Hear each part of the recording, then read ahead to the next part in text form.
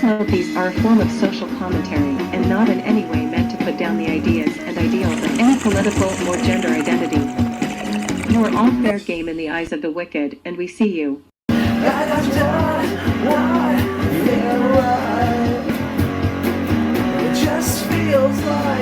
The world is like a ride at an amusement park, and when you choose to go on it, you think it's real, because that's how powerful our minds are. And the ride goes up and down and round and round. It has thrills and chills, and it's very brightly colored, and it's very loud, and it's fun for a while. Some people have been on the ride for a long time, and they begin to question, is this real, or is this just a ride? And other people have remembered, and they come back to us, they say, hey, don't worry, don't be afraid, ever, because this is just a ride. Gentlemen, this is Democracy Manifest. Have a look at, see that chap over there? He'll take your hand off my penis! The Deputy Secretary, the Deputy Secretary, Deputy Secretary. This guy is fucking stupid!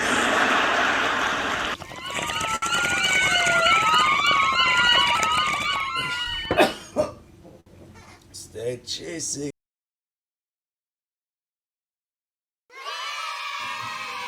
Alrighty, how's it going, my beautiful starflies? Another day is upon us. Welcome to the 30th of December. Sorry, I don't know why I'm talking like that. What was I watching? I don't know, something made me talk like that. I don't know. Okay, what are we doing today? Today we're talking about, comedy on YouTube. Now, we've done this before. We looked into, last week, I believe we looked into one of my favorite shows on YouTube that's called Troopers. We talked about a few other sketch comedy shows. And then, so I want to go back to that because, you know, we're always talking about how parody is not dead, but it's definitely not alive and well. It's definitely not thriving. And to give a little bit of context to this, we're basically going to watch one real preview and one fake preview. And, you know, it's obvious which one is the fake one. But when it comes down to the actual writing of it, you really wouldn't be able to tell. It's just because of the, the more independent style. I won't say, it's just the more independent style of filming. Okay, they can't afford giant fucking cameras and IMAX film cameras and shit like that. I think didn't Christopher Nolan get he lost $1 million because he broke one camera doing The Dark Knight, and I want to say they blew something up and it fucked up the actual IMAX camera, which these are specifically made for IMAX theaters, so these cameras are really extra expensive. And I want to say that Christopher Nolan, while filming Dark Knight, ended up breaking it, and that put their budget down by $1 million. And I was like, wow. So the price of those cameras is just ridiculous. But you don't need money to be funny. You know, that's a fucking old saying, but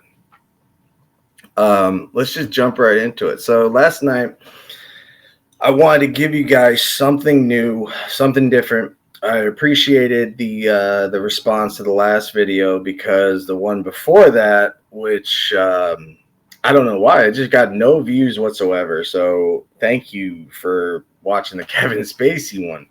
And I don't like going to there's a lot of podcasts and live streams that will straight up just, I don't know, it seems like they just pull things right out of their ass. And so if I don't have anything for you, I won't do an episode. So I wanted to, have something to talk about the next day.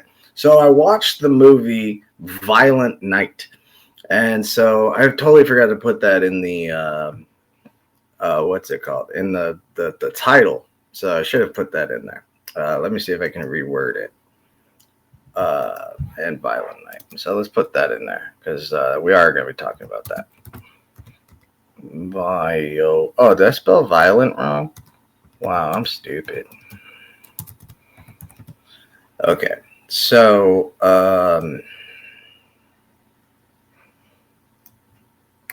yeah, let's just do it this way. All right. So, yeah, let's change the name of the episode because it's pretty much what we're talking about. All right. So, last night saw the movie Violent Night. And so it's done by the same makers of John Wick. Some of the guys from John Wick, some of the guys from Nobody with Bob Odenkirk. That was probably one of the best fucking action movies I've seen since the last John Wick movie. So these creators are very creative. They're actually creative. So the idea of, hey, let's make like a Die Hard Santa Claus movie does not bother me at all. I'm all in for that shit. Like, if you're going to give me a fucking action movie and give me a decent shoot 'em up, I'm always all in for it. You know, whether it's Hardcore Henry or fucking Die Hard, it don't matter. A good action flick is a good action flick. Now, does Violent Night count as a good action flick? Not really. Not really. You know, you want to see Nobody, go watch Nobody. That's a great film. But Violent Night is definitely an experience of its own.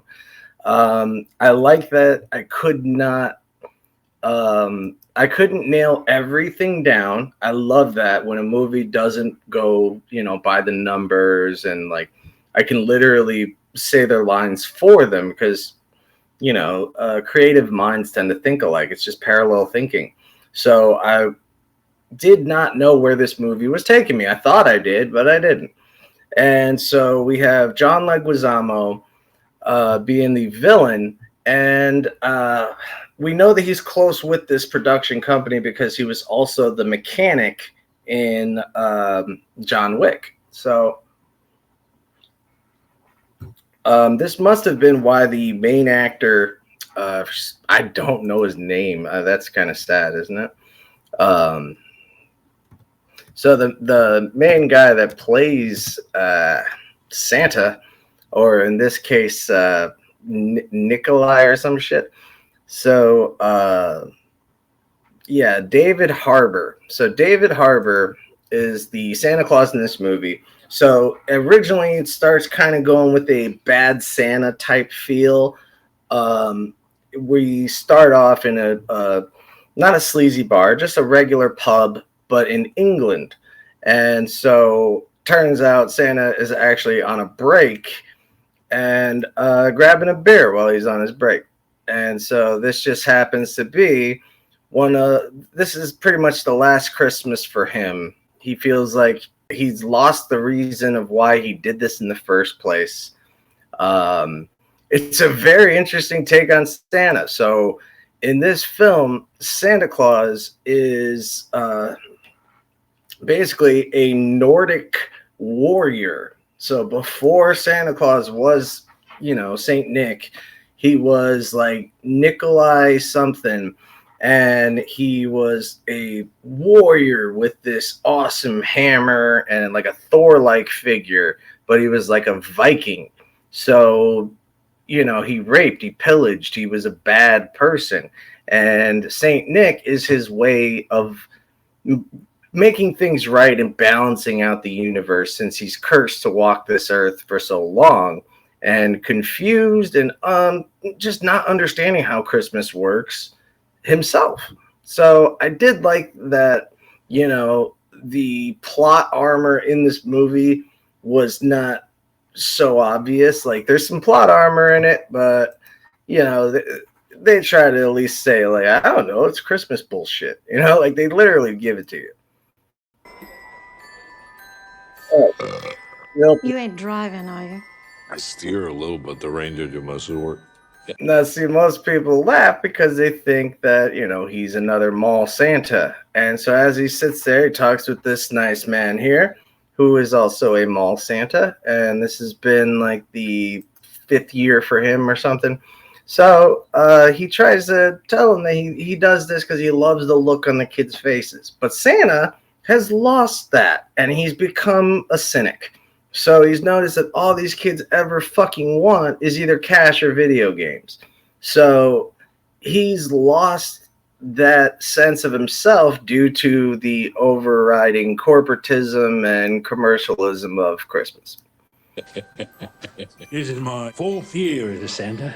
How about you? Told you. I started the whole damn thing.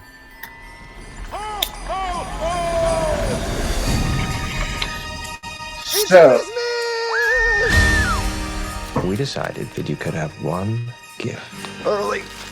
So this was another interesting take because unlike most films, this one involves a succession-like family. This is what I really like that was not in the preview. For one, when he said I started the whole damn thing, also not in the film. He says I don't even know why I started the whole damn thing. And so he gives the bartender a gift and tells her, you know what, this will save me a trip. And he burps again, and he's like talking like Rick Sanchez. So he burps, hands the bartender the present for her grandson, let's say Mickey, and gives it to him and said, this is for Mickey, saves me a trip. Burp, walks out. So she stops and goes, wait, how did you know I had a grandson? How did you know his name? And so she runs up to the roof and, you know, gets that miraculous moment to see Santa Claus. But he's pretty fucking drunk, so he pukes all over her. And it was some decent slapstick, all right? Sometimes we just need some good slapstick humor, you know? But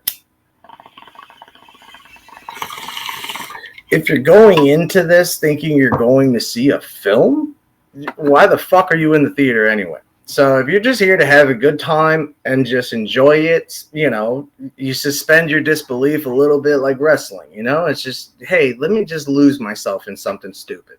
Well, this is a perfect amount of stupid. It's a perfect amount of cheese, it's a perfect amount of stupid, perfect amount of violence. The violence does not cheapen out.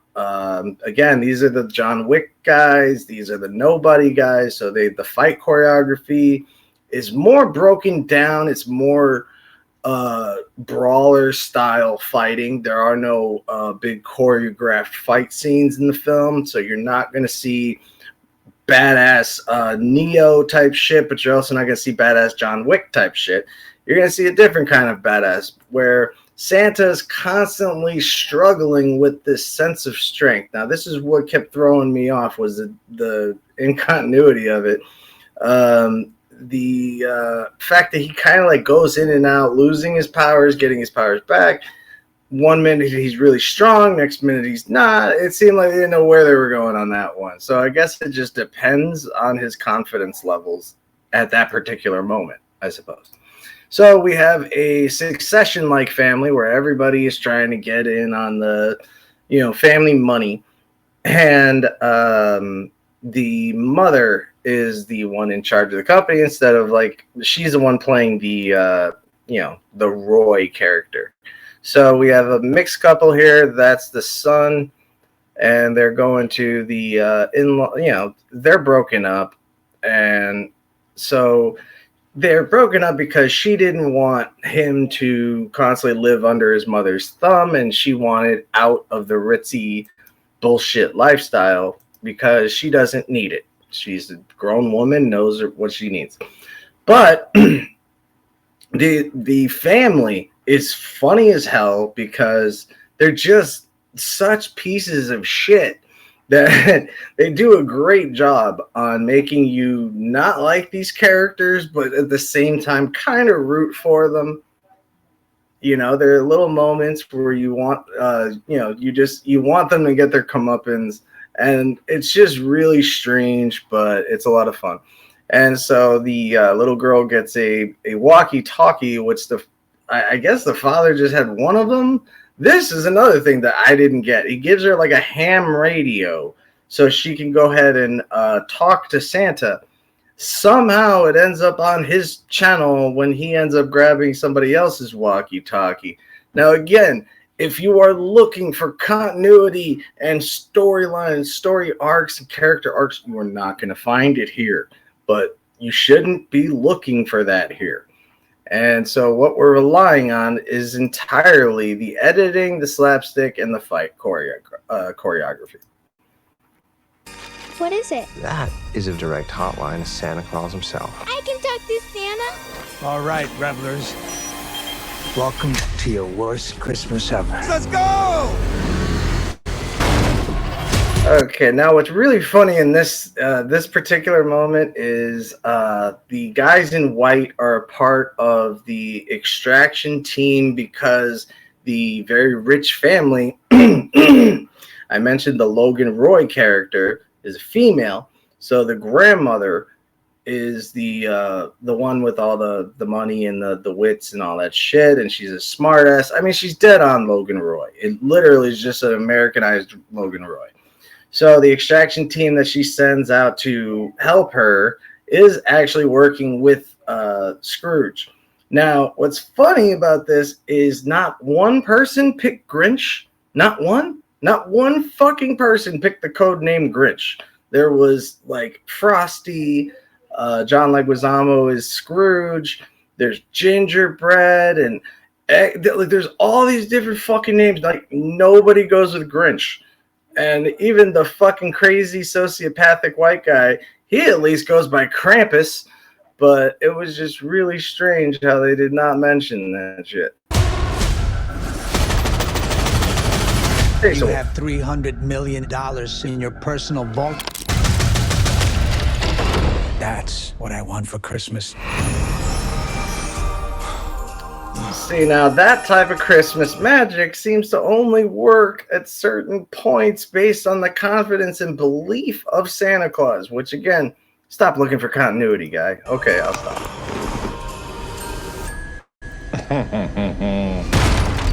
I don't want any trouble, okay? Now, he has been going from house to house, being treated, like shit. And I love the fact that people don't even leave him cookies and milk. One person just leaves out like some fucking vanilla wafers and some skim milk and shit. And, it's hilarious. So the one house that actually made him decent cookies is the one house that he's going to basically break in and save Die Hard style because the little girl. He's gonna scooch up that chimney. You don't want to do this, man. Who is he? Because he's not your typical mall Santa. Santa, are you there? Daddy said you were very busy tonight. My name's Trudy Lightstone. Are you gonna help us, Santa? Yeah, Trudy. Santa? You're on my nice list. Say that the relationship between Santa and Trudy is really what makes the movie here. I'm sorry, someone's being really loud in the other room. Sorry about that. I'm really sorry about that. Anyway, fuck it. So we have fucking Santa Claus here. Trudy is a very sweet little girl. She just seen the movie Home Alone, so she basically decides to pull a Home Alone and try to booby trap this part of the house that she's in. And it makes sense to do so. He tells her, yeah, go ahead and do it. Just do it fucking quietly. And speaking of quietly, so let's keep going. Santa Claus is coming to town. There's a lot of that. As I stated Time for before, some season's beatings. again, not in the movies, luckily. But some of the fight scenes are clever. Some of the action is pretty funny. What if he really is the real? There's no such thing as Santa. He's bad. So, what throws me off here is another one of those cases where it's kind of like when you see Batman fighting Joker. Joker can't beat Batman in a straight up fight. So I just would expect a former Nordic warrior to be a little bit stronger than some fucking tree lights and tinsel to choke his ass. But apparently these people buy their fucking Christmas decorations from like Ace Hardware because like everything works. Like he stabs a dude in the face with a fucking electric Christmas star and then plugs it in and it works and it fucking zaps him to death. It is just fun. It reminds me of like when I was a kid and I would just have lucid dreaming. Like seriously, the rules are very loose here and it's an overall not to be taken seriously movie. So They're all on my naughty list. Naughty. That's naughty! And what do you do to the naughty ones? I give them a lump of coal. straight up their ass. Where is it? I gotta watch. I believe in you, Santa. So that was an amazing scene because we always do want to see the turn. Come on. Which one of you did that? Prancer? So unprofessional. Now, again, if that's what you're looking for and you just want to give your kids something to watch, like if you have if you have kids like mine were always into the fucking gore. They love fucking Mortal Kombat fatalities and shit. So, I was raised on fucking gore and psychotic crazy shit. And I love the fact that now in action movies, we are getting more comedy and more gore and then in the fucking horror films. Now, the horror films used to always be synonymous with comedy and because the two biggest feelings in the world are fear and laughter. I mean, those are the two strongest feelings. So it just makes sense to put them together. But now let's get into the YouTube comedy world. So I showed you a fake preview, or I showed you a real preview. Now I'm going to show you a fake preview. But again, this one is a great fucking parody. I recently discovered Wizards and Guns, and I could not believe how fucking awesome these guys are. How just overall the writing's there, the jokes land, the acting is actually decent. Like if you watch any of the Blood In, Blood Out sequels, you'll know what I'm talking about when it comes to like really bad fucking acting. Literally a dude's holding a gun just going, "You took my daughter, I'm gonna like get her back and shit, I'm gangster." And that's it. It was fun. It's fucking hilarious. So these kids at Wizards and Guns, they're starting their own thing. Now, remember, I tried to bring this up in the last one, but we had troopers, we had all these other things in the way, so I just never got to Wizards and Guns. So let's just give them the credit where credit's due, and I love this parody. It's a parody of all 2000s comedies, and it just nails it from the conversation that we had with Skinny Pete a couple of weeks ago, or no, just last week, when we were talking about marijuana and the constant disrespect that marijuana smokers get on the daily basis from the media, from TV and films. We're always taken as the dumbass and the lazy one, when often the pot smokers are the ones that are working, hence they have the money for the weed. And it's just weird. There's always these broke stoner characters. You're like, how do they pay for weed? Like, how do you get weed on the daily? Weed don't come cheap.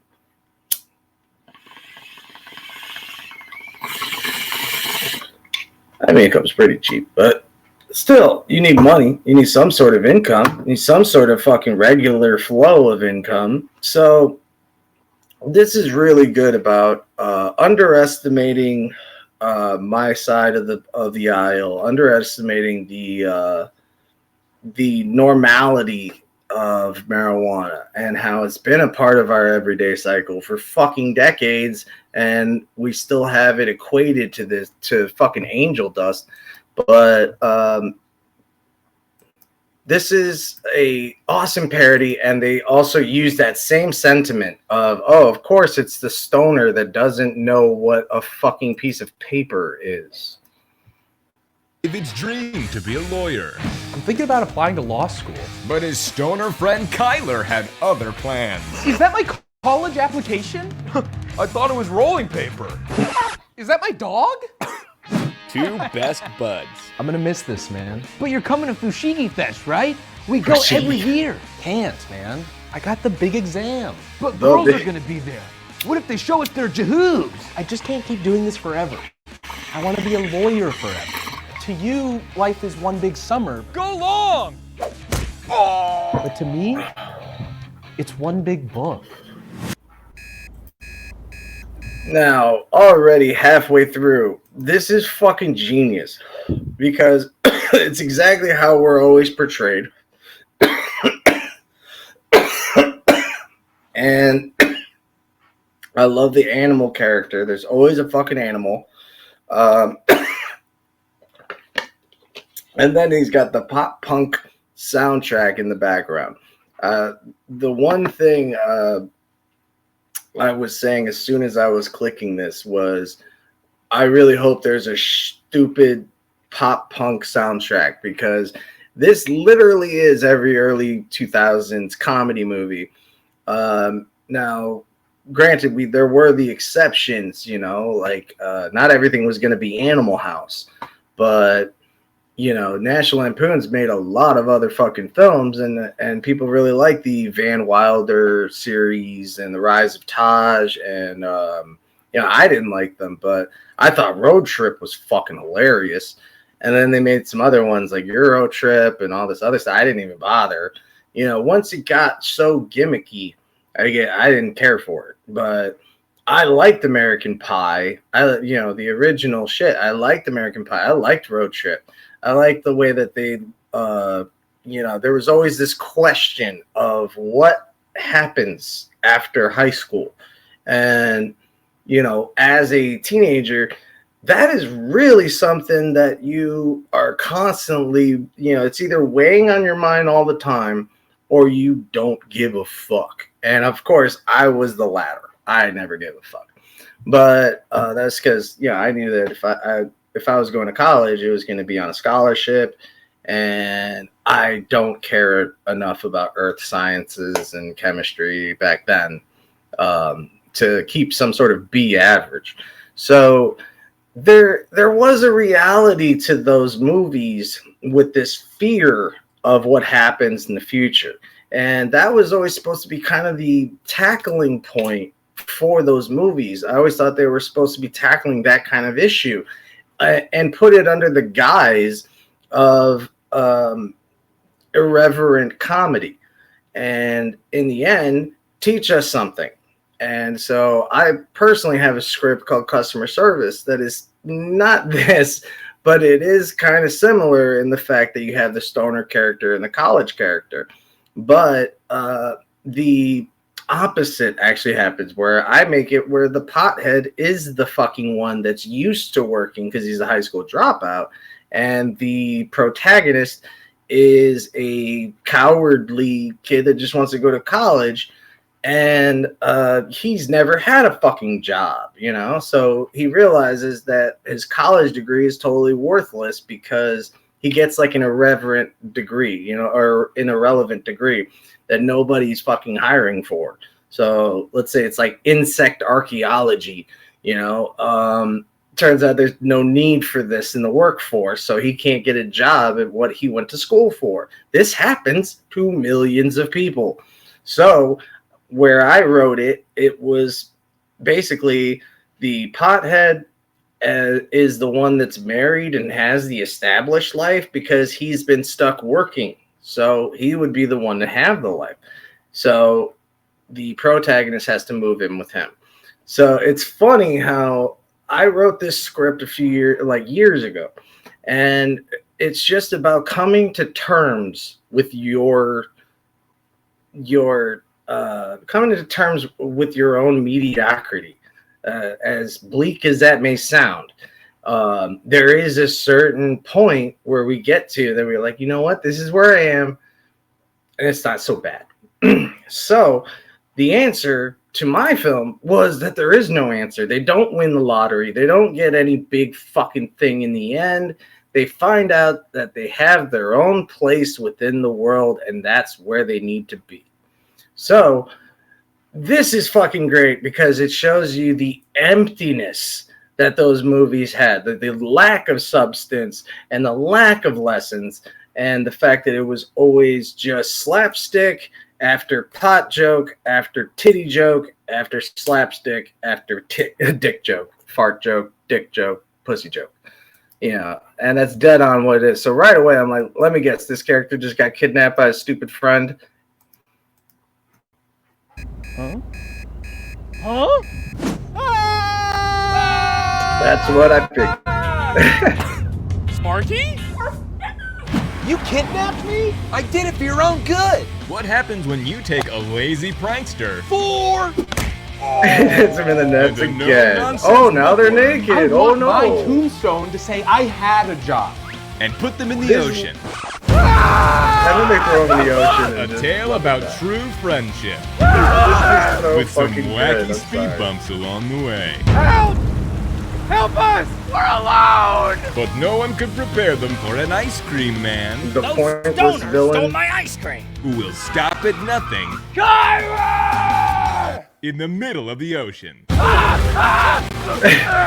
This is so goddamn true. There was always some like over the top villain that goes out of his way to make it a point to be a dick. And this also happened in Road Trip, but again, Road Trip was a good one. Summer. Hold on to your hats. Prepare to laugh your socks off. I want to die, but I don't want to drown! This Christmas. I'm sorry, this is a really good line. I don't care if it's a fake preview or not. That's a really good line. I want to die, but I don't want to drown. I'm sorry, that's fucking just, there's no fat on that line. There's no fat. You can't trim that line any better than it is. There's no fat on that joke. Wait! Where's my dog? We ate him! Oh yeah! Christopher yeah. Schultz, Terry Lewis, and Robert Donkey Sr.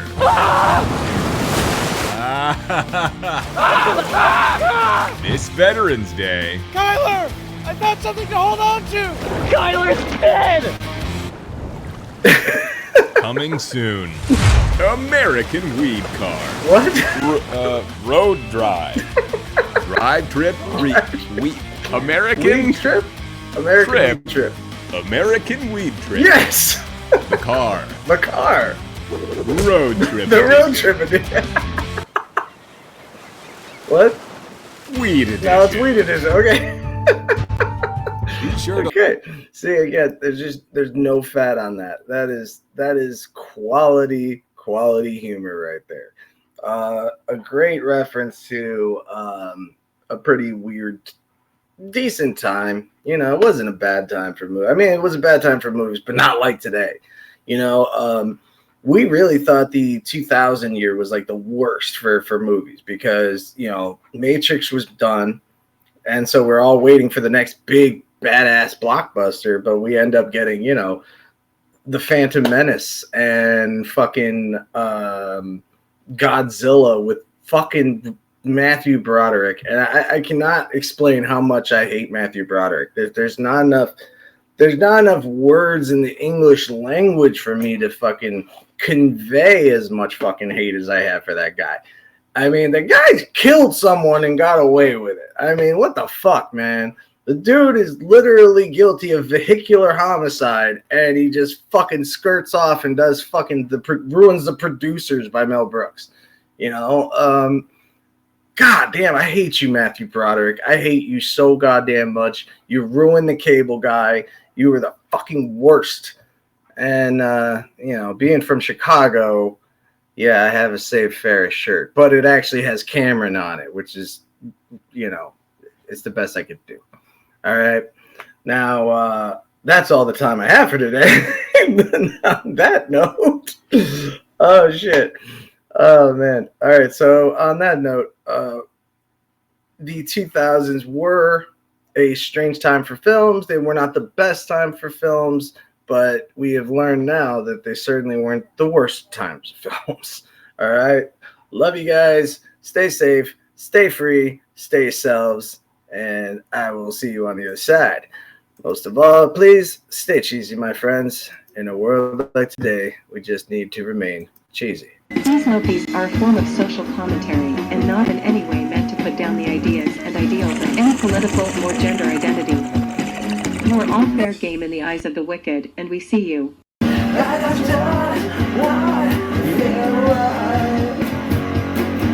just feels like The world is like a ride at an amusement park, and when you choose to go on it, you think it's real, because that's how powerful our minds are. And the ride goes up and down and round and round. It has thrills and chills, and it's very brightly colored, and it's very loud, and it's fun for a while. Some people have been on the ride for a long time, and they begin to question, is this real, or is this just a ride?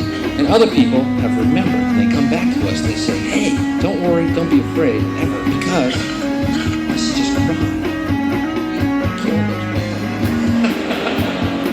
Gentlemen, this is Democracy Manifest. Have a look at, see that chap over there? Take your hand off my penis! Dear Deputy Secretary, Deputy Secretary, Deputy Secretary.